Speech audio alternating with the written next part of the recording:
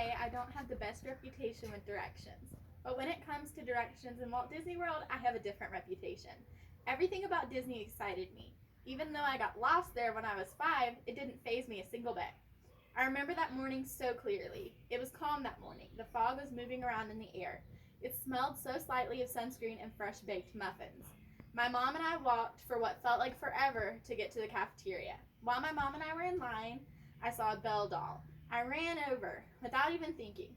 Frozen in time as I played with this little doll, my mom had moved further and further in the line. While still having an eye on me, she went through the line until she reached the end to pay. For what felt like a second, we both turned around to find each other. When I didn't see my mom, I was so scared. She wasn't in the same spot as she was when I had ran off. So I decided to take things into my own hands and go back to the hotel where I knew my dad would be. I remembered 3 major landmarks on the way over to our building. First was the splash pad.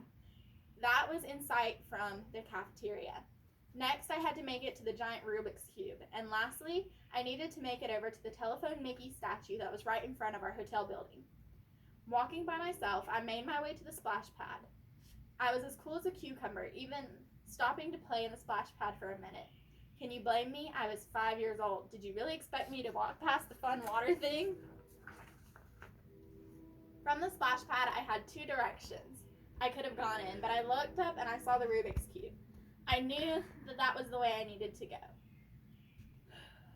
It looked like it was floating off of the side of the building, and I remembered it took me down a long walkway all the way to the pool in front of our building. The pool looked like a computer. I recognized it and I felt calm because I knew I must be close to my room. I looked all around, but I still couldn't see the giant Mickey statue. He is at the other end of the pool and kind of hidden by a different building. How did I not see him before? But I knew my elevator was right behind, so I rushed over. It felt as though I had been walking alone for hours. In reality, it had only been like 10 minutes. Realizing how crazy this all was, I began to feel super alone and super scared. But I got up the courage and I hit the elevator button for floor 3. When I opened the door of the elevator, to my surprise, my dad was standing there. More frantic than ever, he screamed, "I found her." My mother on the other side of the phone must have been so relieved. He wrapped me up in his arms so tightly I thought I could never breathe again. Wow, this is a memory now that we look back on and we laugh about. At the time, we were super scared and we were glad that it all worked out okay. I learned 2 lessons from getting lost in Disney World that will always stick with me. 1, if you're lost, wait where you are. But now that I have a cell phone, I'll just call.